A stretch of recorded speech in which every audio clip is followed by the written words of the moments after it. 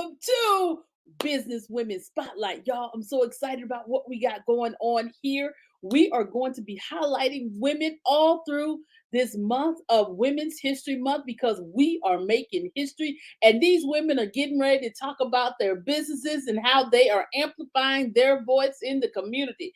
Y'all, our first guest is none other than Miss Nadine Collins. I hope I said her name right, but she is here with us today to share with us about her business.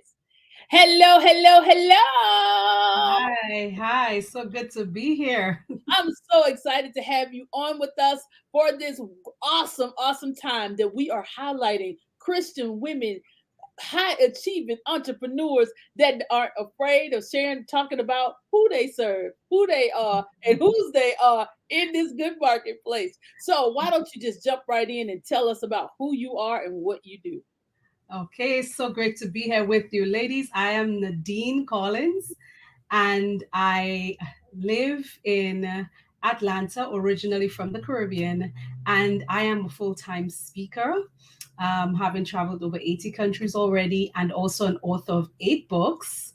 And I have the humble pleasure of serving Christian women all over the world as I help them to find their voice, know what it is that God is calling them to speak about, and helping them to build their speaking platforms. And so we work on their signature talks, and then we develop assets that they can use to launch their speaking business. And I also now also help Christian women to write and publish their books. So it's such a privilege to be here with you today. Yes. Oh, that is so awesome. That is so great to hear because you said something that was really near and dear to my heart is that you are doing international travels. You are working with women in multiple areas. So what drove you or what is your drive for wanting to serve on that international market? Yes, so the thing is, I had little ever intention of doing what I'm doing right now. This is really a God thing. And so I started my speaking business internationally in the sense that I didn't even know it was a business. All I know is I was on vacation after I had completed my doctoral studies. I was on vacation in London and I got this message from a pastor asking me to speak at his church that weekend. And I'm thinking to myself, like, is he crazy? Why is he asking me to do that? My PhD is not in theology, it's in education. Anyways, I struggled with God and I'm like, is this a prank? Is this a joke? But eventually I said yes. And then the following week, I went to another church. I sang there. After I was done, somebody came to me saying, we need a woman speaker. Asking first for me to sing at her church, then saying, we need a woman speaker. And the Lord said, it's you. And I'm thinking, what is going on here? I only sang. I didn't speak. I didn't say a word. Anyhow, that's how I got launched into this area. And as I began, in fact, I didn't even want to serve, well, internationally. Okay, speaking, it wasn't on my agenda because I'm an educator. I was heading to a university so I can get a job, etc., etc. I had made this deal with God that if I finish my PhD early, then I'll do some mission work. And so I would have done that for a year and then head into the university scene. But God had other plans. And so that's how my speaking career actually started, because the following month I was in London again speaking for that women's weekend, and it's been that from then on, just full time, just launching more and more out there, just getting called to speak. I've gone all over the Caribbean, all over the US, Africa, Asia. Am I missing anywhere? Yeah, but I've been to like over 80 countries just speaking. I have a program on an international Christian TV station, actually two of them. And yeah, so that's basically what I do. And it was not like I was looking for it, but it was just God pushing me in that direction. You said again, you saying some mighty stuff that I love because so many times we don't, it's like God has his ultimate plan for us. And you said, yeah, I made a deal with the Lord. Let's let me, if I get out early, I'm gonna do this and do this. And then when you did, you look up and you're like, wait a minute, this is not the deal. You done changed the deal. All the And it's like, but as a Christian businesswoman, Christian entrepreneur, what are some of the challenges that you that arise for you? And I guess we could be talking about from the practical as well as from the spiritual in operating in this business, in this marketplace. When you say that you are a Christian and you're standing flat footed on that. Yeah, so there are a few things that come to mind with that question. One of them being that we, as Christian women in business, it's really aligning ourselves, I guess, with other people who are also Christians. And so one of the greater challenges that I've found, especially in the coaching space, is really finding somebody to work with who's in alignment with your belief system. And I believe that is a great challenge for so many of us as women, because especially if you're a Christian and you probably having a coach who may have other beliefs. And so, for example, there are people who believe in saging and they believe in all kinds of stuff like the universe and all that. And I believe in my God. And I'm not ashamed to say that I believe in my God and I'm standing on that. And as a result of that, sometimes I find that alignment is not always there. And so we have to do a little extra research to know who we're working with. And that being said, I find that a lot of the women who come to me to work with me, the reason why they choose to work with me is because they are Christians and they're like, I'm so happy that I get to work with somebody who has the same beliefs as I do. And so that's, I think, one of the major challenges. Another one is because I work so much within the faith-based organizations, and specifically, one religion, that I'm a part of. One of the things that we find it's very challenging sometimes to be paid what you're worth. Because churches are always about, oh well, we don't have money, we don't have this, we don't have that. And so there is this mindset that needs to be addressed within the Christian community, that the Bible actually speaks about a workman being worthy of his hire, and the fact that by the sweat of our brow we should eat bread. And sometimes other Christian people might think, hey, because you're doing this thing and it's about God, it's supposed to be done for free. And so, like, that's another big challenge, because it's like you're supposed to be making an income from doing what you're called to do, which is what God has called me to do. I am doing it, but it's like, are you being adequately compensated for what it is that God is calling you to do, within that within the faith-based organizations?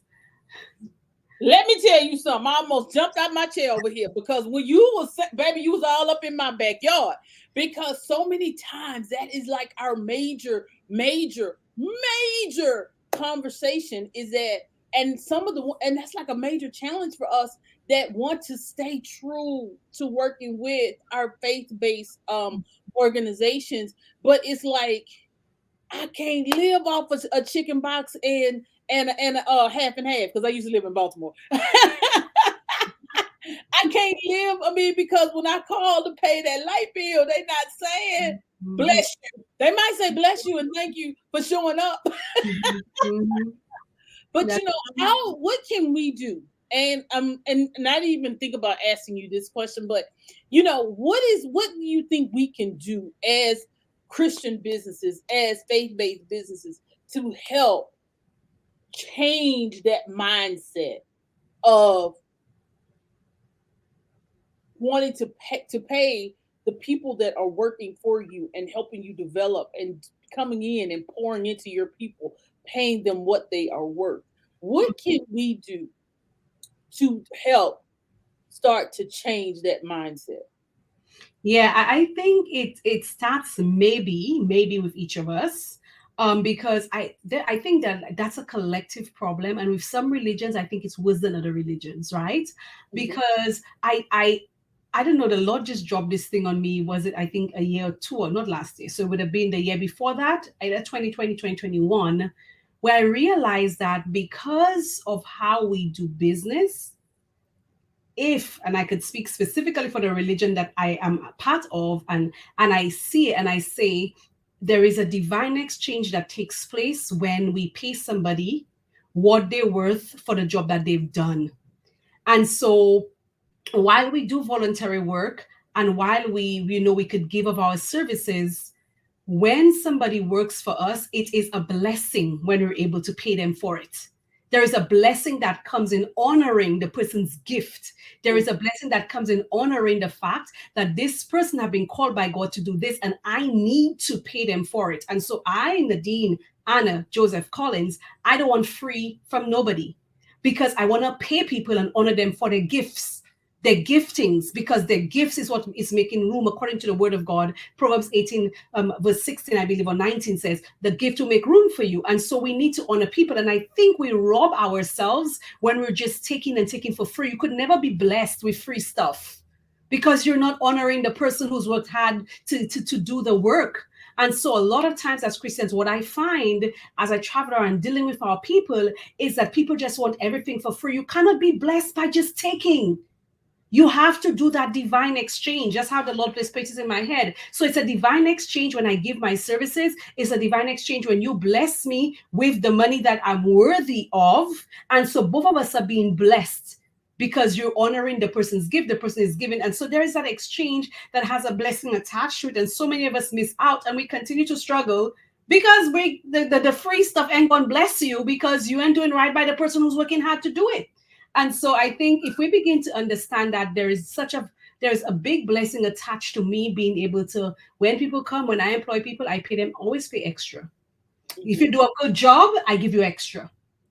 Why? Because you did a good job, and I'm thankful that you were able to do this for me, etc., etc. Because I know that there's a blessing in honoring that gift, and if more of us recognize and understand and truly put into practice the fact that when people are working, when they're expending energy, because one of the things I find as an international speaker that's really funny to me is the fact that sometimes you go to speak somewhere and people are like, thank you so much, thank you, thank you. And as you said earlier, thank you don't pay no bills, never will pay any bills. But the thing about it is just that we're taking, and we're always saying to people, we don't have, and we don't have, and we don't have, and we will never have, because I don't think we're doing right by people. And so I've found it to be a global problem. And I had this really amazing point in my head and it just left me. But the thing is, we have this like collective issue where we don't recognize that we, like, when you show up to speak, right? When you show up to speak, people think, oh, you're a speaker and you came to speak, and you give them the message for 40 minutes, 45 minutes, an hour maybe, and they're so blessed by it, and they're thinking you just showed up. Then realize it probably took you 10, 15, 20 hours to do research, to spend time in the word, to marinate that word, to put it together. So it takes a lot of time. Plus, when you show up, the hair got to be done. You got to wear nice clothes and shoes, because if you come up there in jeans and t-shirts, they're going to have a problem. And so they don't take these things into account. Somebody cannot show up to speak on your stage in jeans and t-shirt, and you're going to kick them out because you're like, oh, this person's not serious, but you're not paying them to show up serious, right? And so that's a major challenge. And I think, like, we don't realize that for the person to show up, it costs hundreds of dollars, because maybe even thousands sometimes, because from head to toe they have to look the part. Because if they show up and they're not looking like how you want them to look, you'll have a problem. You might even pull the invitation right there and say, well, you cannot go on the stage. But are you honoring that person? Are you paying them so they can afford to show up the way that you think is presentable? And so that's one of the things that I find so funny, because it costs money every time to show up, and people don't take even into account not just you, but also the fact that to give you the message that you love so much, I had to toil and labor for it. So that's when I was working on my PhD. Sometimes we go out different parts of Asia. We're presenting at conferences. Let's suppose I'm speaking at a conference and I'm speaking for 30 minutes, right? Mhm. I do not get credit for the 30 or 40 minutes that I present. I get about 20 to 30 hours for that hour that I'm there on that stage. Why? Because they know it takes 15 hours sometimes to prepare. They take into account the flight time, right? The time to get to the place. So you get credit hours for all of these things. And people, they take it for granted that you came here and you delivered a powerful message, and they think that's just it. Wow. I wish we had more time to talk about this, because that is a workshop all in itself. That is something that we need to talk about, because so many of us, and see, that even goes down to talking about, how do I charge when I go out to speak? What are my speaker fees and things of that nature? So let me tell you right now, we're gonna have to definitely get back together. We're gonna have to set up a workshop for our women entrepreneurs who are even starting out as speakers, get wanting to be on different stage, because now that things are opening up, A lot of times people are now getting like, well, what is your fee? And they don't even know what to, know how to do this. But we are definitely gonna have to get back together. I'm so excited about this connection because baby, we getting ready to rock because I definitely want to tap into some of your knowledge about what we're doing and how we can get, how we can do some things. But I have to ask you one more question and we're going to wrap it up. And once you answer that question, tell the people how they can connect with you, and how they can work with you, how they can be a part of your greatness. Oh Lord, I'm just so excited, y'all. It's just, I don't even know what to do. So the question is, what does Church Girl CEO means to you? Well. Church girl CEO. To be quite honest, I love the question. I love it for a few reasons, but the first and maybe most important reason is that I tell people all the time that you are the CEO of your purpose. Okay. God has called every single one of us. We came into the world for a divine purpose. And I know sometimes a lot of us may have grown up in societies, in churches, communities, families that may have made us believe that because you're a woman, that means you're just supposed to be a helpmate. You're just supposed to be a wife. But I want to just break it down for us today and let us understand that Jeremiah 1 verse 5 says, even before you were conceived, before your parents met, I knew you and I consecrated you. I set you apart for something. So every single one of us have that divine purpose, which is what I speak about a lot on that divine purpose. And understanding that you have that divine purpose is also coming with another thing, a fact that you are the CEO of your purpose. You're the one who will, number one, will have to uncover it. So you'll have to go and search for it because we're not taught to live in purpose. We're taught to just go with the flow, get the education, do this, do that. But you are the CEO of your purpose. So as a church girl, you are a CEO of who God created you to be. So nobody can tell you what you're supposed to do because they did not bring you into the world. They didn't choose you before you came. They do not know what the assignment is on your life. And so we all have that divine assignment, and nobody but you and God.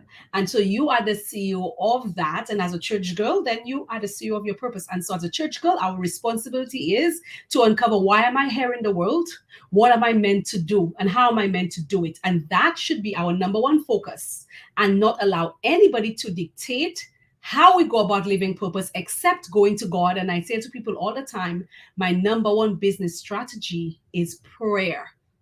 And as CEO, as church goal CEOs, we want to be going to God for our direction, for strategy, for how to execute things so that our businesses can grow. Because after all, He's the one who's called us to purpose. And for me, and that's why I love what I do, is helping women to uncover what that divine purpose is and build success around it. Because the same God who called you before you were conceived to it has divine strategy for you to succeed in it. Woo! Wow. Now, how can just give the people how they can reach you, how they can connect with you, um, going forward when they see this? Awesome. So on LinkedIn, on Instagram, I'm Dr. Nadine Collins. You will see there Nadine Collins, Dr. Nadine Collins. On Facebook, you can find me Nadine A. Joseph Collins, but you can find me on YouTube as well if you just Google my name, Nadine Collins. Also, while I'm on LinkedIn, Facebook, you can just look for me everywhere. You can check my website, nadinecollins.com. And if you need to email me, you can email me at nadine@nadinecollins.com or info@nadinecollins.com. And if you're willing, if you want to build your speaking platform, you want to write your book, you can reach out to me. We can have a chat. Just email me, info@nadinecollins.com or nadine@nadinecollins.com, or find me on any social media platform except TikTok and Twitter. But you can find me anywhere else. This has been awesome. I'm so glad you decided to join in with us. Well, guys, y'all know how we do it. I love you to life, and ain't nothing you can do about it. We'll see you next time.